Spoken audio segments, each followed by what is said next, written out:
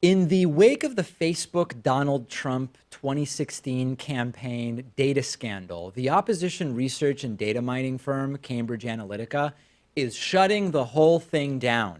And the UK-based company has filed for insolvency. They are starting bankruptcy proceedings, and they claim we're no longer profitable. All of the bad media coverage has driven away all of our customers and suppliers. And we all need to be very, very vigilant about the possibility that they are just going to reopen under another name, which they are already doing. And much like with yesterday's Rudy Giuliani spilling the beans about $130,000 being reimbursed to Michael Cohen by Donald Trump, corporate media, by and large, is falling for this. Let me tell you a little story. Remember the mercenary firm Blackwater, owned by Betsy DeVos's brother, Eric Prince? Doesn't exist anymore, right? Well, sort of. They changed their name to Z Services, XE Services, in 2009. Then in 2011, they again changed their names to a company called Academy with an I on the end instead of a Y. And they're basically still doing the exact same thing. Now, maybe that won't happen here, but the parent company of Cambridge Analytica is also closing down, called SCL Group. So if the plan was for SCL Group to just start a different subsidiary, doesn't appear that that's going to happen. But what we did learn is that it just so happens that a new company has been set up called Emerdata. That company was registered in August of 2017.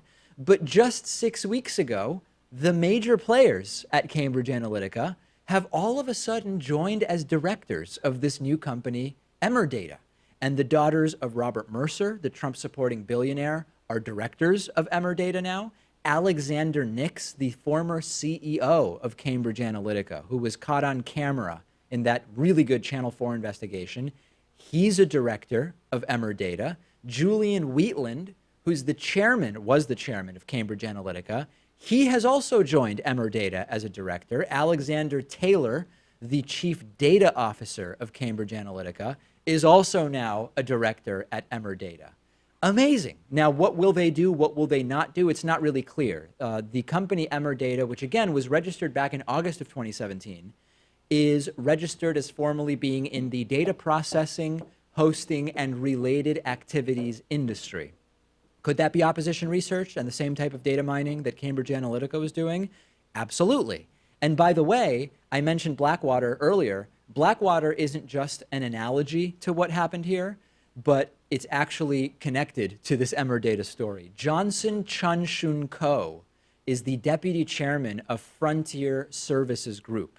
He is a director at Emerdata, and he's directly connected to this entire thing through the company formerly known as Blackwater, in that Frontier is currently chaired by none other than Eric Prince, Betsy DeVos's brother, and the former founder and former director of Blackwater.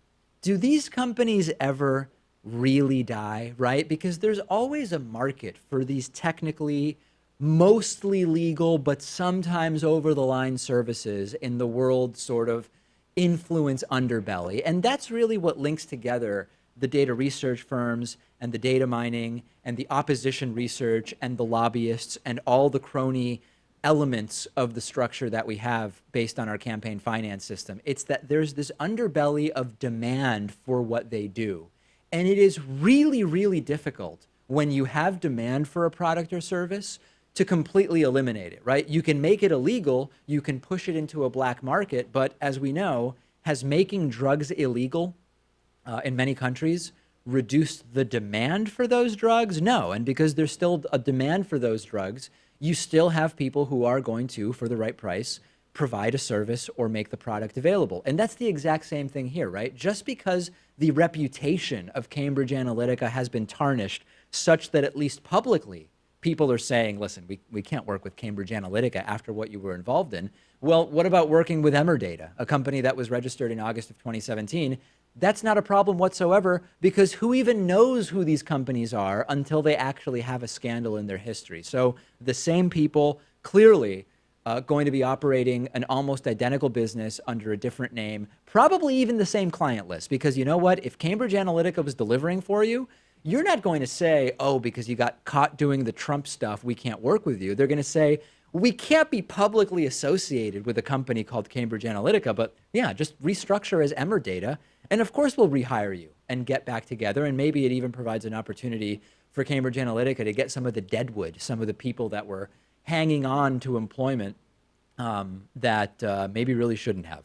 Send me your thoughts about this. Is corporate media falling for this entire thing, or am I missing something here? Is this really the end of Cambridge Analytica's services as we know them?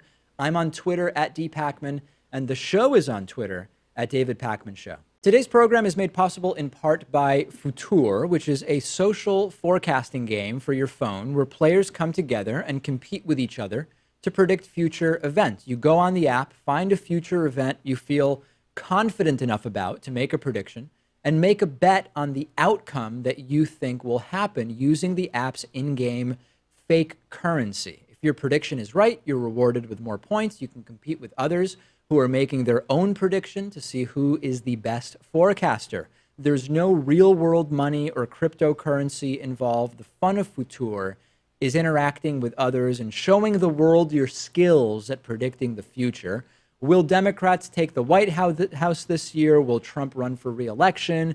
Will Trump ever build the wall? You can go ahead and make your predictions, show off your forecasting skills, and there are also monthly competitions and prizes for top forecasters. And I'm on Futur.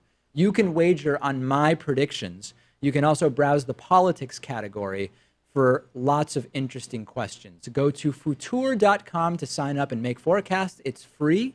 It's on Android and iOS, as well as on web browsers, and it's spelled FUTUUR.com.